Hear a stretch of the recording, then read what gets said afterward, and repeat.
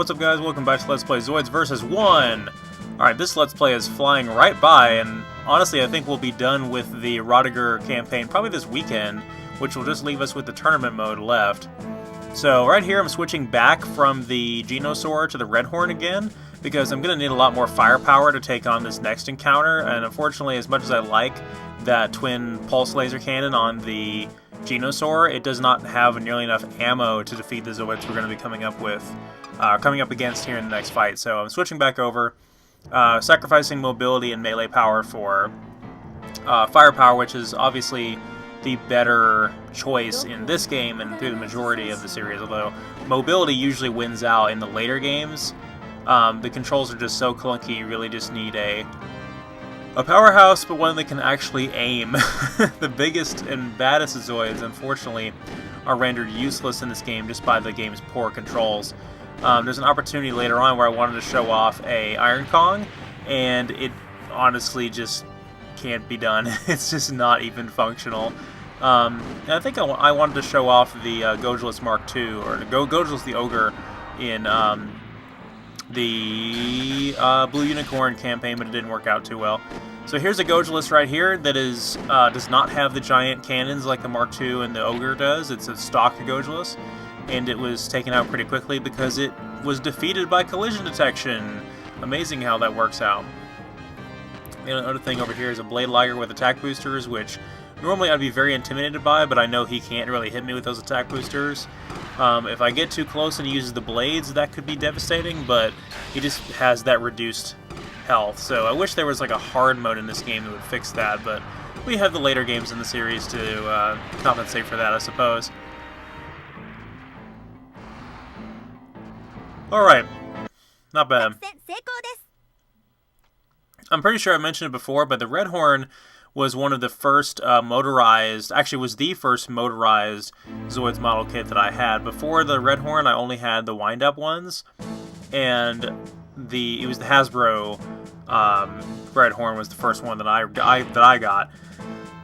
And then a lot of the other than the Takara Tomy Rottiger that I got, the blue one, I didn't get any other motorized Zoids until, recently at the Super Happy Fun Sale AWA, finding older models retroactively, like the Dark Spiner, the Koenig Wolf, and the D-Bison. And shout out to some of the members on the Zoids Collectors group. I just made an arrangement to attempt to buy a Hasbro Saber Tiger from one of the members of the forum. So that, and I think about a Hasbro Cannon Tortoise as well. So I'll show those off as soon as I get them in. This is it was a New Century Zero Saber Tiger, so it's a Saber Fang that's yellow and not the red standard one that we're known to see under the banner of the Gojulas Empire. So I got a Darkhorn actually at the end of the last encounter, which the Darkhorn, like I said in the previous video, they actually went out of their way to make the Darkhorn a lot more distinctive and different compared to the Redhorn in this game. So it has significantly more health. It has 2,900, which is quite a lot. And I have that ever popular beam Gatling unit on here, the same thing I used with the Shadow Fox. And I also have a beam launcher as well, just like on the Redhorn. So I could have gone with the same setup with the Redhorn, but I like the little cannon that is on the Redhorn stock. It was pretty effective, pretty accurate, and it had a little bit of homing capability. You probably saw that a little bit in the previous fight with the projectiles that homed in. But the beam Gatling unit is pretty good here. We're going up against a couple of Command Wolves and I think a Koenig Wolf as well here. Yeah, there he is. There's the Koenig Wolf. He's only got he's still got his 3,000 health, which is going to be dangerous. But we should be able to whittle it down pretty quickly if we're careful. Obviously, we don't want to take a direct hit from that dual sniper rifle, though. The Command Wolves, however, are going to be pretty ineffective. They don't have a lot of health, and their standard stock cannon is pretty weak. This arena is very difficult to navigate, though, because of the terrain. The Darkhorn is not terribly effective with terrain like this. Wow, look at this wonderful camera angle. Yeah, and not to mention, we get hung up on the terrain sometimes, and then the fog of war there with the fact that we can't see too far ahead of us means that this wolf pack is able to stalk us rather effectively in the shadows until it's time to attack. That guy was also selling a Hasbro Command Wolf as well, but I already have that one. I have the blue one, and then I just recently finished building that. Within the last 2 months or so, finished building that the Kotobukiya HMM white Command Wolf, which is a really nice design. I think that's probably my favorite one. Although an Empire Command Wolf would be pretty cool though too. I'm going to try to show off an Empire Command Wolf in the tournament mode when we get there, but I won't say too much on that. I'll leave it up to a surprise, essentially. So that was rather arduous and painful, but a good fight nonetheless. And we got to use the Dark Horn to the best of its abilities.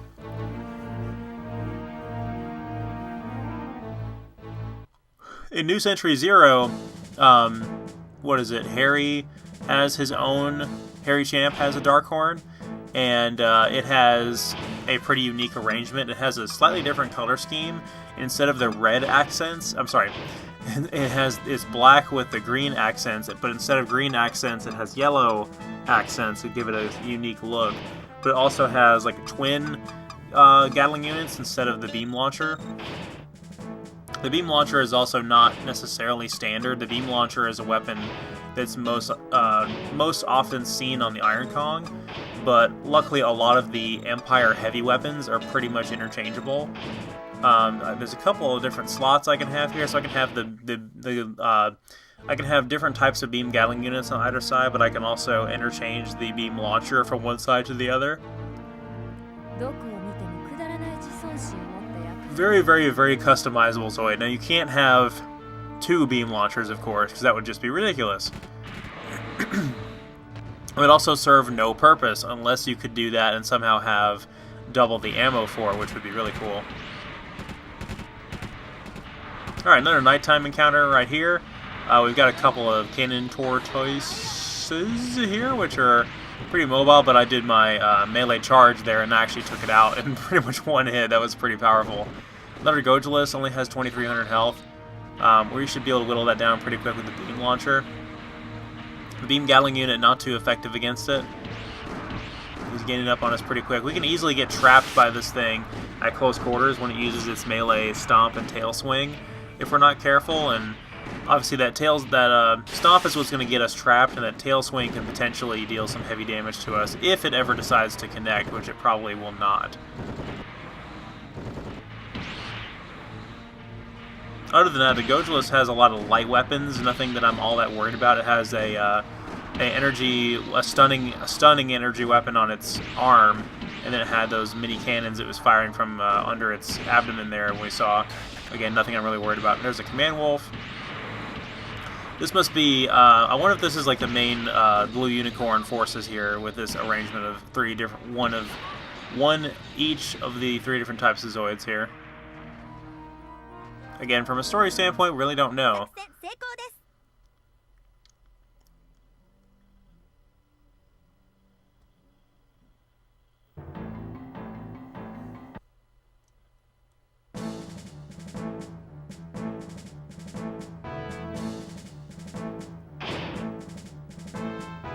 Alright, we unlocked the Geno Breaker there. I don't know that I will use the Geno Breaker. Again, I've talked about it before, but the Geno Breaker, unfortunately, loses out just compared to the Genosaur because of the fact that you don't have as good ranged weapons.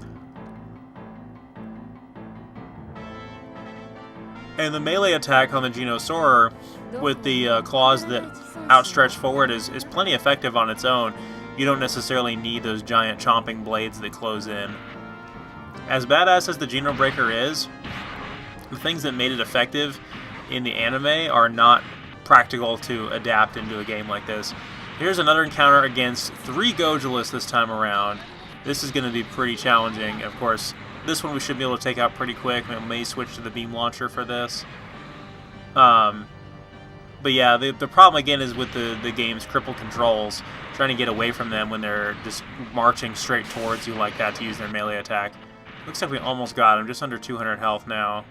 Just under 100. And we got him. Just 2 more to go. And luckily we didn't take too much of a scratch. There's the second one right there. Oh, there we go. Yeah, you're screwed now. So right about 300 damage there with the beam launcher. That's really strong.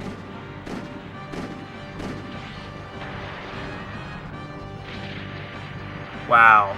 That was really good.